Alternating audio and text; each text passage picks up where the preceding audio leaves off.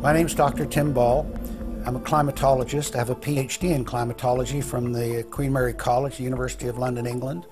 And I've been studying climate both with my 9 years in the Canadian Air Force, where it was essential to flying, and then after that at the university. So it's essentially been the whole theme of my career.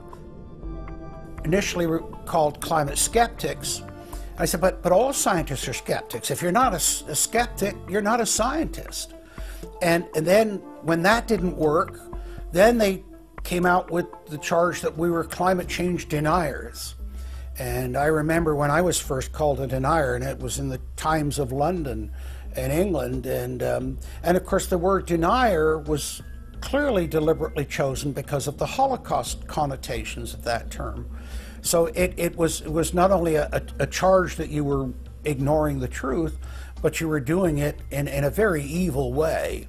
And of course, I laugh about that now because my whole career has been anything but a climate change denier.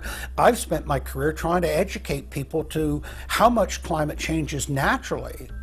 So I'm anything but a denier, but of course that is part of the policy. CO2 is not causing the climate change.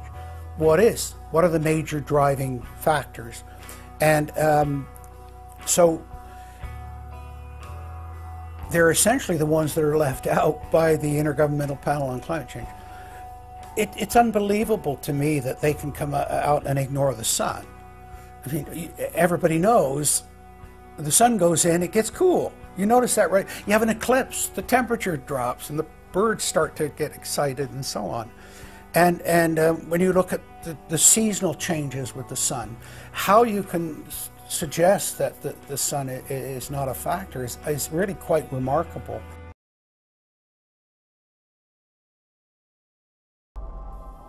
The cosmic radiation coming from space, the amount reaching the Earth is affected by the strength of the sun's magnetic field.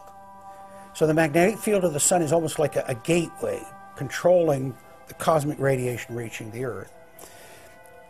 The magnetic strength of the sun is also related to the number of sunspots. So they are directly related to changes within the inner structure of the sun. The amount of cosmic radiation reaching the lower atmosphere creates more cloud, right? And cloud forms, you need to have what are called condensation nuclei. That is, little particles around which water can change from water vapor or gas into water droplets, minute particles that are visible in the form of clouds.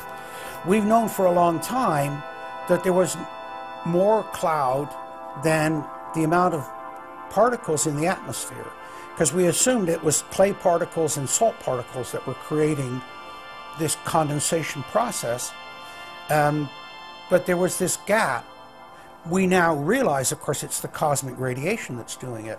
So what the cosmic radiation is doing, controlled by the magnetic field of the sun, is it's like putting up a screen in the greenhouse and blocking out the sunlight. And of course, that then affects the temperature of the Earth. That's why there's a relationship between the sunspots and the temperature on the Earth. So we now know the mechanism, but they completely ignore that.